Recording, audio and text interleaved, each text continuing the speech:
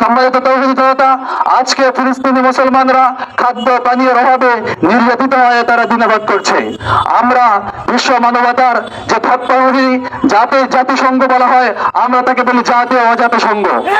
এই জাতীয় অজাতিসংঘ যখন মুসলমানের আক্রমণ হয় তখন তারা চুপচাপ বসে থাকে, আর যখন কোন মুসলিমের উপর আক্রমণ করা হয় তখন তারা গর্জে ওঠে। মুসলমানদেরকে এই জাতীয় অজাতিসংঘ সহ অন্য সমস্ত দোষরদের বিরুদ্ধে ঐক্যবদ্ধ হতে হবে এবং আমাদের প্রতিবাদের ধারা অব্যাহত রাখতে হবে।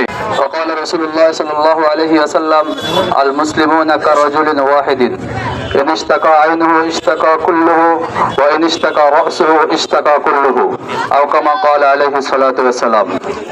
সম্মানিত উপস্থিতি তৌহিদ জনতা, আমরা সকলে অবগত রয়েছি পৃথিবীর একটি জায়নাবাদী শক্তি, মুসলমানের শত্রু, মুসলমানের রক্তের শত্রু জায়নাবাদী ইসরায়েল কর্তৃক আমাদের ফিলিস্তিনি নিরীহ মুসলমান ভাই বোনদের প্রতি বর্বরোচিত হামলার প্রতিবাদে আজকের এই বিক্ষোভ সমাবেশ।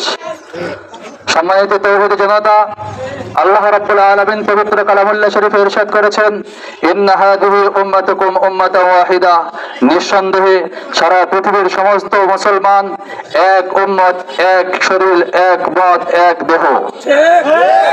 আল্লাহ রাব্বুল আলামিন বলেছেন, ওয়া আনা রাব্বুকুম ফা'বুদুন, সুতরাং তোমরা এক আল্লাহ তাআলার ইবাদত করো।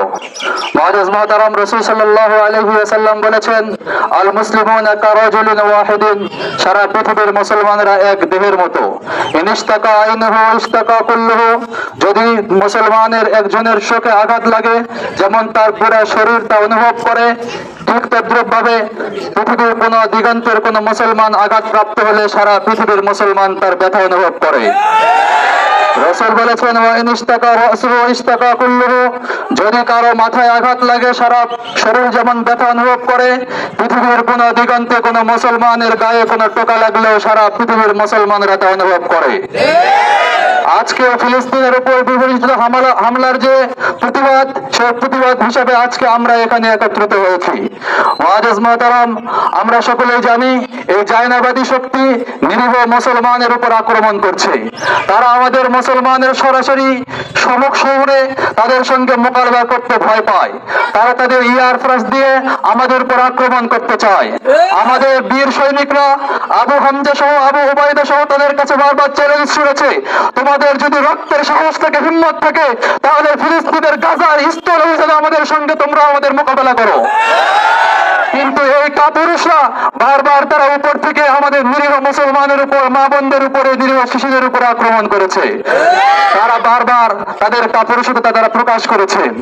আমরা আবু উবাইদার মতো, আবু দুজানার মতো তাদেরকে আহ্বান করি, যদি তোমাদের সাহস থাকে, হিম্মত থাকে, তাহলে ফিলিস্তিনে আমাদের মুজাহিদ ভাইদের সাথে সমক শহরে যুদ্ধে লিপ্ত হও। তোমাদের দাঁতভাঙ্গা জবাব দিতে আমাদের ভাইয়েরা প্রস্তুত আছে। মুআজ্জাজ মুহতারাম, সম্মানিত তৌহিদি জনতা, আমি এখানে উপস্থিত সমস্ত যুবক ভাইদেরকে লক্ষ্য করে বলছি, যুবক ভাইরা আপনারা জাগ্রত হন। যদি যুবকরা জাগ্রত হয় তাহলে পৃথিবীর বিপ্লব সাধিত হবে। আপনারা শুনে আশ্চর্য হবেন, কয়েকদিন আগে বর্বর ইসরায়েলি হামলায় যে 500 জন নারী পুরুষ সহ একজন বীর সেনানী শহীদ হয়েছে, তার নাম হচ্ছে আবু হামজা। আবু হামজার বয়স মাত্র 25 বছর। 25 বছর বয়সে আবু হামজা ফিলিস্তিনের স্বাধীনতাকামী সংগঠনের নেতৃত্ব দিয়ে আল্লাহ রাব্বুল আলামিনের শাহাদাতের অমীয় সুধা পান করেছে। সুতরাং এখান থেকে মুসলমান যুবকদের শিক্ষা, মুসলমান যুবকরা আর হেলায় হেলায় অন্য কোনো কাজে সময় ব্যয় করতে পারে না, বরং মুসলমানরা নিজেদের রক্ত, নিজেদের জীবন, নিজেদের সবকিছু আল্লাহর জন্য প্রস্তুত করার জন্য এখন থেকে তৈরি হবে ইনশাআল্লাহ। সম্মানিত তৌহিদি জনতা, আজকে বর্বর ইসরায়েলের হামলার প্রতিবাদে আমরা এখানে একত্রিত হয়েছি। আমাদের এই প্রতিবাদ শুধু অব্যাহত এমন মিছিলের মাধ্যমে থাকলে হবে না, বরং আমাদের আরো কিছু কর্মসূচি গ্রহণ করতে হবে। নাম্বার 1, আমাদের 1 নম্বর কর্মসূচি হওয়া চাই আমাদের দোয়ার হাতিয়ার। আমরা সর্বদাই দোয়ার মধ্যে লিপ্ত হব। প্রত্যেক ভাই কমাস কম 2 রাকাত করে নামাজ পড়বো, মজলুম ফিলিস্তিনের জন্য দোয়া করব, আল্লাহ রাব্বুল আলামিন যেন ফিলিস্তিনকে স্বাধীনতা লাভ করার সুযোগ দান করেন।